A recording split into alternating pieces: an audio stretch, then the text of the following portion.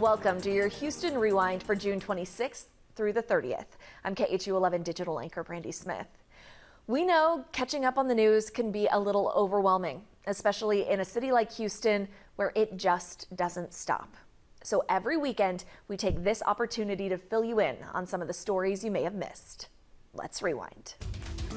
The heat got so bad last week, Houston Methodist says it saw a big increase in patients with health-related issues. We're talking 30 to 40 people a day. Monday, Janelle Bluda learned not all of them had to be hospitalized, but plenty did. Friends Priscilla and Cynthia take Buster for a walk almost every day. When it's really hot, you know, and you just don't want to get out there. But these past few weeks, they've been extra careful. I try to avoid anywhere between like 11 and 2 because that's when it's really the warmest. Houston Methodist says last week's extreme heat. What we're seeing now is a sudden or dramatic increase in temperatures, and this is causing patients to become dehydrated extremely quickly. Led to an unusual increase in patients showing up to the ER, suffering from heat cramps, heat fatigue, and exhaustion and dehydration. Tell me, is this unusual for this time of year? We usually see some of these patients and cases closer to July, August, and September. This is the first time that I can remember in the last 10 years that we've ever seen patients coming into the hospital in June with these kinds of symptoms. Dr. Neil Gandhi says most patients are fine after treatment, but a few have been hospitalized.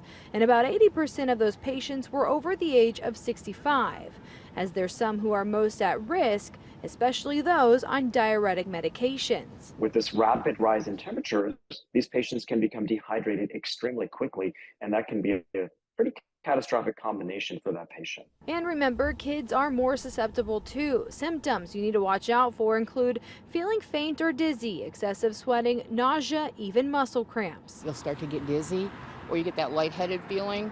Stop. Hydrate, get out of the heat, get in where it's cool. Dr. Gandhi says if you or someone you know is in the heat and starts to get confused or passes out or has an extremely high temperature, that's when it's time to go to the ER. We have articles breaking down the symptoms of heat stroke and heat exhaustion, a map of cooling centers, and a live look at the Texas power grid on KHOU.com. For quick access, just text the word HEAT to 713-526-1111 and we'll send you those links. Monday, news dropped of a second lawsuit filed against Taboo, accusing the Houston nightclub of being a hotbed of problems. And that same day, Houston police released the identity of the man they suspect was involved in a shooting at the nightclub 2 weeks ago. 6 people were hurt in that shooting. Gerald Harris talked to one of the victims. In a blink of an eye, Levi Harvey's life changed. I didn't know whether I was going to live or die. Harvey and 5 others were shot in the parking lot after a night out with friends at Taboo nightclub in the Galleria area. I have a bullet literally lodged in my spine. The alleged shooter shot Harvey 3 times in his abdomen, his back, and his leg. Life is very, very different for me now. His attorney, Mo Aziz, filed a lawsuit on his behalf, saying the defendants, including the club and investment groups, failed to implement adequate security measures to deter criminal activity. Despite, he says, being aware of the long-standing history of violent criminal activity occurring on the premises since January 2022. When you have that type of atmosphere, when you have alcohol being served, and people who are armed, it's just a recipe for somebody getting hurt or killed. They're seeking over $1 million in damages to cover medical care and other trauma. At the same time, Houston police are searching for possible suspects, including 32-year-old Carl Douglas Green. He is being charged with aggravated assault in the shooting of 6, including Harvey, from the June 11th shootings.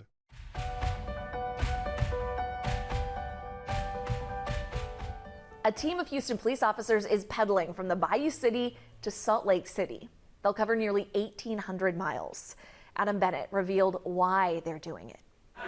This morning, it was all smiles at Houston Police Officers Union headquarters before rolling out on a serious mission. You know, everybody knows somebody at some point who's been affected by cancer. This is Lieutenant Jennifer Kennedy's 9th year riding in the annual Ride to Fight Cancer. Since 1981, it's raised more than $6 million for research and treatment of leukemia and lymphoma. HPD's bike relay team plans to arrive in Salt Lake City, Utah on Saturday. We've got 4 vans, and we basically leapfrog our way there. Each van has 8 hours to complete about 120 miles. And once they're done, the next van is there waiting and picks up and we go. Over 42 years, the team has pedaled to every state but Hawaii. Jet skis, paddle boats, canoes, we're going to get there. Team president, Detective Ken Neely, has taken part since 2011. He and other members will ride in honor of or in memory of survivors or those who have already lost their fight. Yes, I lost a mother and also my middle sister. Both have succumbed to cancer over the years, so it's always personal. That motivation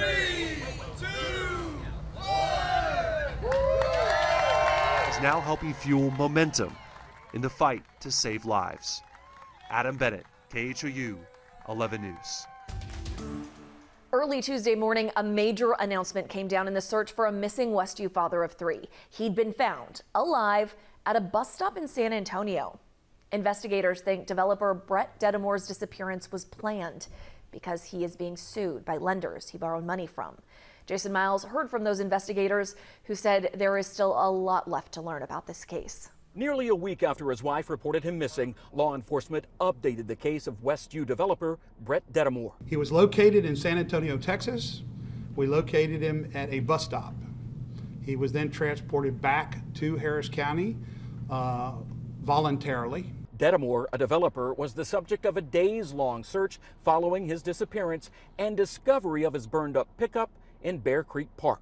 Has he spoken at all about why he disappeared? No. But we've learned Dedamore is named in at least 2 civil lawsuits claiming he recently defaulted on business loans totaling hundreds of thousands of dollars. I know that people have struggles. People go through things and they deal with them in different ways. And so in this particular case, I cannot tell you what was going through his mind. I'm told the Houston Fire Department is investigating any possible arson related to Dedamore's truck. Meanwhile, the case isn't exactly closed for Westview police. We are not investigating the missing person for a crime. We are still investigating people that may have been complicit in some things that were occurring, and we'll continue to run those leads down. Dedamore, who has ties to multiple properties, currently lives in Westview with his family. They're asking for privacy. Investigators told Jason taxpayers will likely absorb the cost of the search, and EquiSearch founder Tim Miller said his organization won't try to recoup anything either. Tuesday, we got an update to a KHOU 11 exclusive. The arrest of the New Jersey man charged in a voice cloning scam that targeted people in Houston. The lead investigator told Grace White he's confident more people are involved. It's a break in a case that's been going on for more than a year in Houston. How many victims are there in the Houston area? At least 15 that we know of.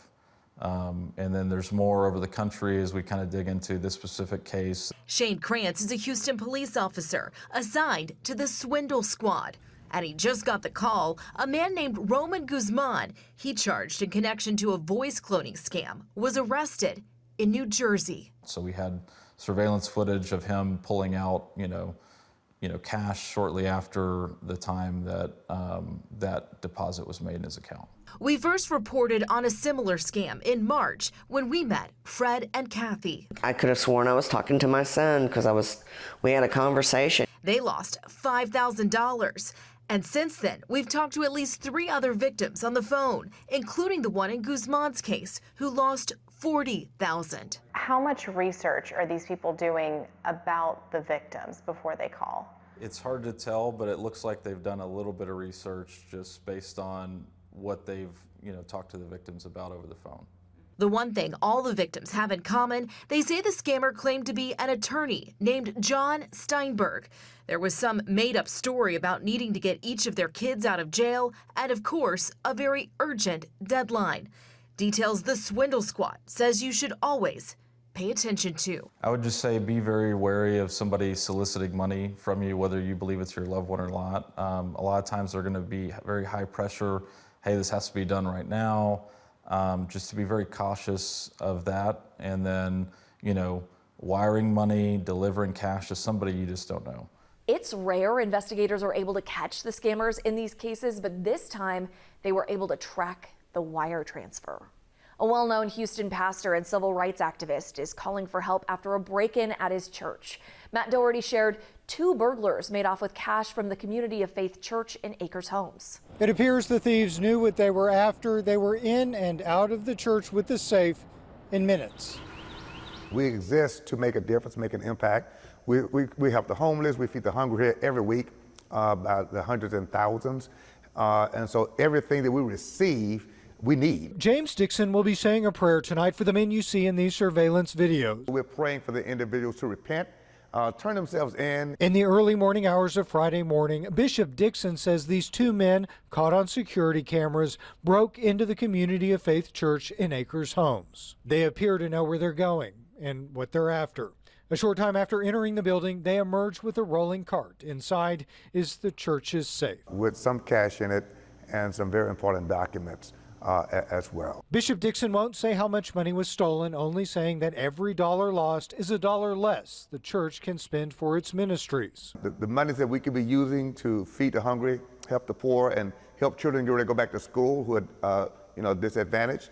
Now we've got to spend those funds upgrading security systems and into the thousands of dollars to make that happen. Although he doesn't recognize the men in the videos, he says somebody does. Someone knows them. It's someone's son, brother, uncle, co-worker, next door neighbor, friend. Tonight, he's asking for those who know them to come forward. But for individuals to do this to anyone's house, and certainly not into God's house, to a church, those individuals should be held accountable, and we don't need those kind of people on the streets. In downtown, I'm Matt Doherty, KHOU 11 News. Just hours after another child drowned in a separate incident, 2 teenagers saved a 5-year-old from drowning at a community pool. Wednesday, Annie Ellie Ruiz met with the heroic teens who say it all happened in the blink of an eye. A nice day at the pool quickly took a serious turn for the Arias family when the 2 oldest daughters noticed a boy had gone under at their community pool in North Harris County. The way he was just like down there in the water, like his body was like this and like his head was all the way down. 13-year-old Diana wasn't sure if the boy was playing. I shaked him, and my older sister, she kind of pulled him from his shirt to see if he was joking, and like his head would just go down and he wouldn't move. And then finally I pulled him out and he was just foaming, and I didn't. Diana screamed at her dad for help. When I rushed over there to pull him out, fortunately the first person I asked whose kid this was, that was the mom. So William began doing CPR on the 5-year-old boy with the help of the boy's mother. I started pressing on her more, and I told her to start blowing in his mouth. And they said a group gathered around them. Someone called 911, everyone trying to help as best they could. And fortunately, the boy responded. We just kept going until he somewhat started moaning and then throwing up and then opening up his eyes. Like, I felt relieved because like thank God that he survived, you know. The 5-year-old boy was taken to the hospital and is expected to survive. Constable Mark Herman's office responded to this call and another drowning within just a few hours. And he has advice for parents. And it's up to us as adults to make sure that we don't take our eyes off of them. You can't afford to, because just in a split second, they can drown. The Arias family says although traumatic, they were grateful to be at the right place at the right time to help save this kid's life. Very fortunate and happy for the family, for the little boy. And happy that my daughters, took the initiative to pull him out the water. They didn't know what was going on, just pull them up. It can happen so fast. To keep your kids safe in the water this summer, be it a lake, a pool, maybe the Gulf, we have a whole list of tips up right now. You can find them in this article on KHOU.com.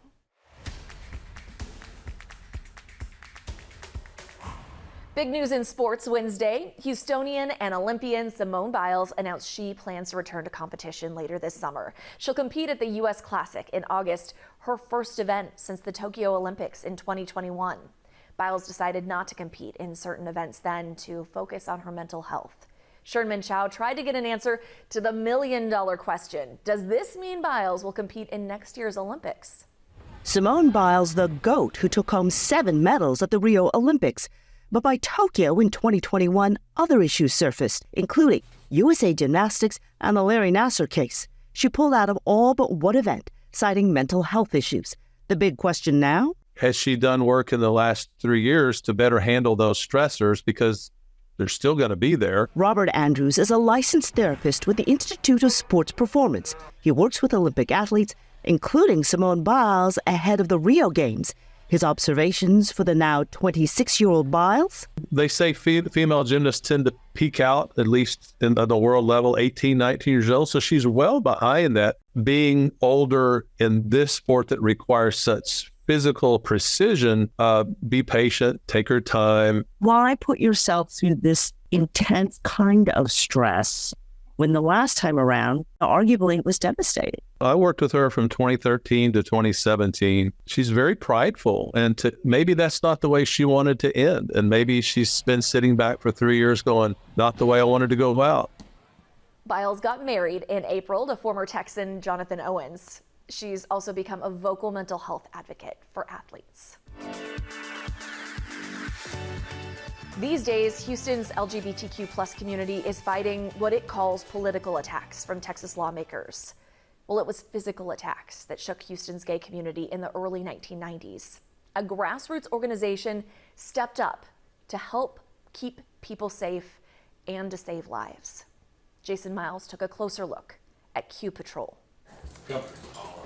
Hanging in the living room they share with a pair of affectionate dogs. Windsor Movie Theater on Richmond at Sage. This colorful timeline includes the location of longtime couple Stephen Tompkins and Mark Gartner's first meeting. Be very careful, okay? But it also catalogs what was known as KHOU Patrol. We've had several bashings, as you're aware. A group of volunteers KHOU 11 News chronicled a number of times. They carry radios rather than weapons. Following its October 1991 creation. It was a neighborhood patrol that walked around in the club areas. Then we would notice pickup trucks full of guys in the backs with baseball bats and bottles. Gartner and Tompkins were among KHOU Patrol's founding members following the murder of 27-year-old Paul Broussard, attacked as he left a gay club by 10 young men from the Woodlands, armed with, among other things, steel-toed boots and knives. How shocking was that crime? Oh, it was devastating. The crime and a second murder that same year galvanized the community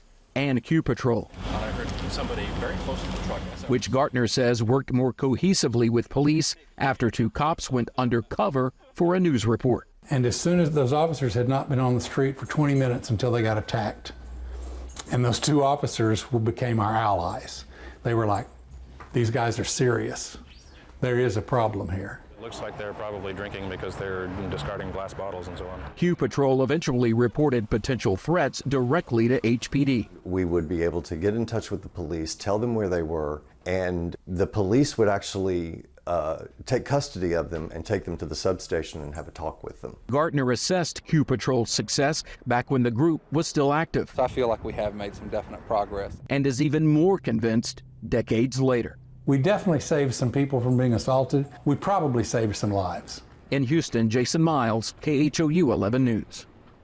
Even as we wrap up Pride Month in June, right now on KHOU 11+, you can watch the special showing the struggles and victories of Houston's LGBTQ+ community. Thursday, we got an update to our story about a disabled veteran who was beaten, robbed, and forced out of his home. Grace White's been following Joe Whitton's case for months, and Thursday she sat down with the director at the VA to learn more about the benefits for which Whitton and other veterans are eligible. At the Houston Regional VA office, Robert Worley is the executive director who oversees the team that looked at Joe Whitton's case. Well, we were pleased to be able to look at his benefits case and help out. After KHOU 11 News first aired Whitton's story about being beaten, robbed, and forced out of his Tomball home, then in danger of losing his VA housing, the VA found an error in his file dating back to the 90s and awarded him tens of thousands of dollars. How do you make sure errors don't continue to happen? What we do is we call error analysis. So we look at the errors and the kinds of errors that are committed by our folks. And if there's a trend, then we, roll out training. Worley told us they started looking at Whitton's case because of our coverage. Well, we were asked to look into his case by our colleagues over at DeBakey Medical Center, just as part of the reporting that you've been doing. So Through our reporting, we learned Whitton was also eligible for the PACT Act, which provides new benefits for exposure to toxic substances during service. And like Whitton, veterans may not even realize they're eligible. It's fair to say that perhaps it's the largest expansion of VA care and benefits in VA history. When I applied for the PACT Act, it was pretty easy. Jason Wise is an Army veteran who served in Iraq. He now works for Combined Arms, helping connect veterans to resources. Why don't you think more veterans are taking advantage of this? Some of them, it's tough for them to do it online. And some organizations, they're just not out and about as far as with the information. And that's now a focus at the VA. If veterans sign up during the first year, they're eligible for benefits retroactively to when the law was signed, which is coming up on August 10th. So that's why we're trying to get the word out, and we thank you and KHOU for helping us get the word out to veterans in the Houston, greater Houston area. The VA is holding an event on July 13th at the Tomball VA Clinic. Veterans can get more information about the PACT Act there. The U.S. Supreme Court decided Thursday to strike down affirmative action. In the 6-3 ruling, the High Court said admissions policies at Harvard and the University of North Carolina violated the Equal Protection Clause of the 14th Amendment. Adam Bennett looked into what the decision means for schools here in Texas. UT Austin is the only public university to consider race in its undergraduate admissions. The University of Houston Law Center does too. This afternoon, UH officials told me that graduate program no longer will because of the Supreme Court decision. UT officials say they'll be making necessary adjustments too. Meanwhile, several private universities, including here at Rice University, they will be impacted by this decision. The pace is slower during the summer at Rice University, but the response was swift to today's Supreme Court decision. President Reginald DeRoche and Provost Amy Dittmer said they are, quote, greatly disappointed. They vowed to remain committed by adapting their strategies, quote, with great respect for legal boundaries. You can't have equality until there's diversity. Martin Levy is a professor at TSU's law school, the most diverse in the country. I would not anticipate our law school will be affected. Other state law schools and private law schools for funding, yeah. Over at Prairie View A&M, Dr. Marco Robinson believes the ruling will have a wide impact on higher education. That presupposes now that everybody is on equal footing, everyone has the same opportunities, and we know that that's not true. Currently, high school students who graduate in the top 10% of their class are automatically admitted to all Texas public universities. That threshold is 6% at UT Austin because they get so many applicants.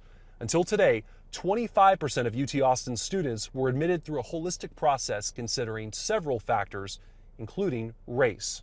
The Top 10% law was designed to increase diversity on college campuses at a time when affirmative action was temporarily blocked, but has gotten pushback from some students and parents in competitive suburban school districts. They argue that it's harder to be in the top 10% in those areas. And some policy experts think that law could be the next target in the debate over Texas college admissions.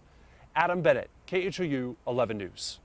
Miller Outdoor Theater in Herman Park celebrates 100 years of performances in 2023. Stephanie Simmons explored the venue's rich history of entertainment. 100 years of wow. That's the message from Miller Outdoor Theater as they continue to celebrate their centennial anniversary this season. And they want you to join in on the fun. We've got special activities, particularly coming up in July, the 14th and 15th, when Theater Under the Stars is out here. This will be the first time they've been back out here since 2019. Another Miller staple is ready to bring music to your ears. Now the symphony is rehearsing. The symphony will also be out here. We're really excited. July the 4th with wonderful patriotic music. And then the Houston Shakespeare Festival loads in.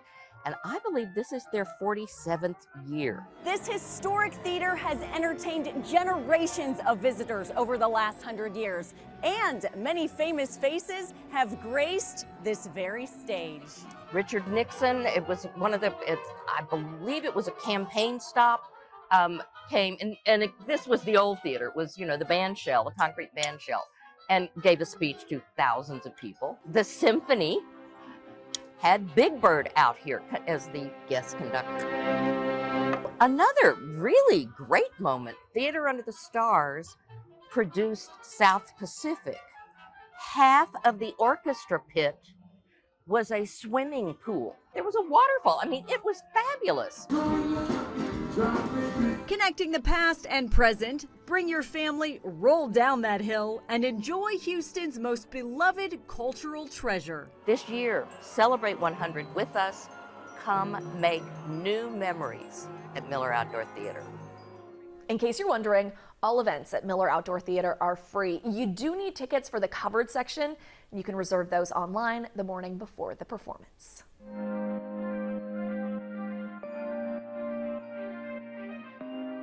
If you know where to look, there is art tucked all over Galveston Island, not just in galleries, but in public right-of-ways and yards.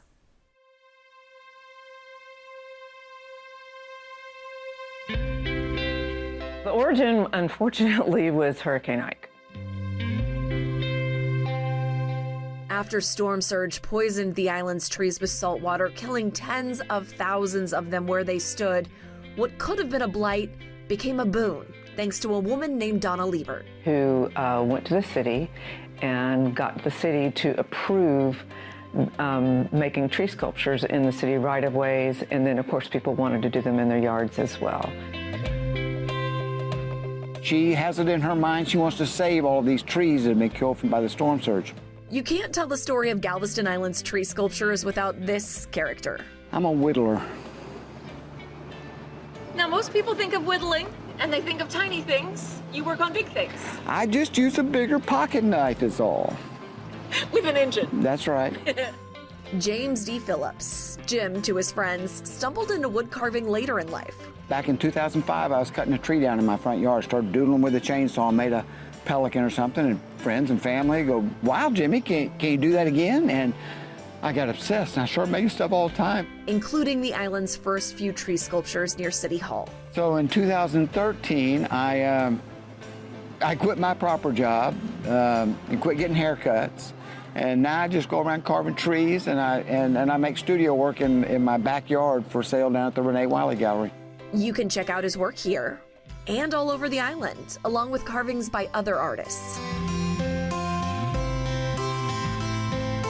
It's amazing to see, and it's amazing to see them crop up around town. If you need a guide to all of the tree sculptures on the island, you can pick up a brochure or you can follow a map on your phone. And it turned into a big deal. I mean, there's like tour buses and stuff. I just hopped in a golf cart with Jim and Priscilla Files, the executive director of the Galveston Island Tree Conservancy, to see some for myself. I love them all. There's a story behind every one of them. It just makes the island even more magical than it already is. We have a longer version of this story, which means more Jim wherever you're watching this. You can also find our full Hidden Gems playlist, 65 stories deep, on khou.com/hidden gems or on our YouTube channel. Might be some great ideas there if you're spending the holiday weekend in the Houston area. A Houston couple wants answers after their dog disappeared while in the care of a dog sitting service. Gerald Harris tried to find out what happened to Argo. Argo the dog was last seen here in the Fleetwood neighborhood when his owners dropped him off at a trusted dog sitter before heading out of town. But when they returned, Argo was gone. All that's left are memories and an empty bowl and toys waiting to be played with. Like he was our first son and we took care of him. He took care of us. Fabiana and Andrea are newly married and a few weeks back took a trip abroad. When they landed in Houston, they got a message. He woke up in the morning, found a broken window, and the dog was nowhere to be found in the house. It was from their dog sitter, booked through Rover.com. We've had him since he was a puppy. Yeah, about 7 years. Argo, a member of the family, is missing with more questions than answers. If a person was missing from your family, that's definitely what the feeling that we have. Rover says in a statement, in part, upon learning of Argo's separation from his pet care provider, our 24/7 trust and safety team immediately took action to help with the search. Like he was so faithful to us, yeah.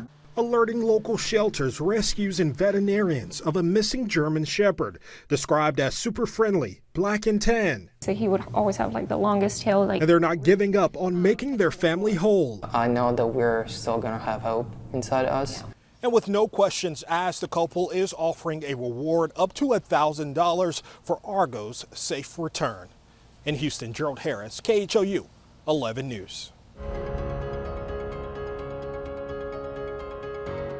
Friday was predicted to be the busiest day of the 4th of July weekend for Houston airports, but airlines were still trying to play catch up after flight cancellations and delays due to weather issues earlier this week. Ugochi Aloka visited Bush Airport to share travel tips that apply this weekend and really anytime there are crowds at the airport. If you are hitting the skies later today, you'll want to check your flight status constantly. So as much as you can. Also, if you plan on parking at the airports today, you'll want to go ahead and reserve your parking spot online at least 6 hours before your flight. Now, getting here early seems to be the echo of advice today from some of the passengers we caught up with here at Bush Airport. You gotta arrive on time, gotta arrive on time. Days when you don't know that it's gonna be this packed, just making sure that you're prepared so that you can make it onto your flight in time. Plus, you have to plan for any and everything this holiday weekend, especially because today alone, they are expecting 155,000 passengers at Bush Airport and more than 46,000 passengers at Hobby. One of those passengers tells us he was told his flight was pushed back 2 hours. It's been delayed due to weather, due to other delays. You know, it's a busy holiday season. The FAA says they are continuing to watch the weather and working with airlines like United, who's had the most delays and cancellations. So if you want to avoid the big crowds, experts suggest that you fly out on Tuesday or right after Independence Day if you don't mind changing your flight. Reporting from Bush Airport, Ugochi Iloka, KHOU 11 News. If you're looking for travel tips or travel news, we make it easy for you to access. Just text the word travel to 713-526-1111 and we'll send you back the KHOU 11 travel guide. This year, we've already seen several drownings in rip currents. Dave Freilich offered some key information you need to know if you're caught in one. These are tips from the National Weather Service. First, stay calm. The rip current won't pull you underwater and the current will eventually dissipate. Next, don't try to swim directly back to shore. It moves faster than an Olympic swimmer, so no matter how fast you swim, the current will still pull you out. Instead, swim to the side parallel to the shore until you can escape the current. Then you can swim back at an angle to get to shore. If you don't think you can make it to shore, cause a scene, draw attention to yourself, and call for help. If you're staying in town, maybe your plans include going to the Freedom Over Texas celebration. And even if you're not going, closures could impact how you get around downtown starting this weekend. Here's Jennifer Reyna with the details.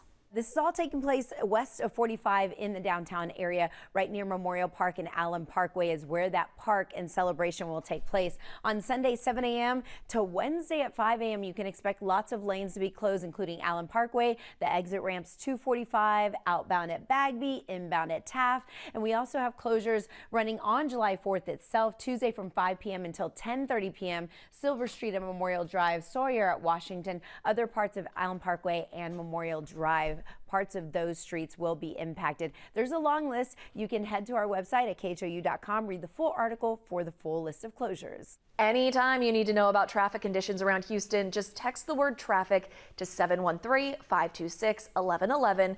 We'll text you back helpful links to help you navigate. Hope that helped you catch up on this past week and you're ready for the next one. Remember, you can tune into KHOU 11 on air, online via KHOU.com and YouTube, as well as by using our free KHOU 11 Plus app on Roku and Fire TV. Have a great week.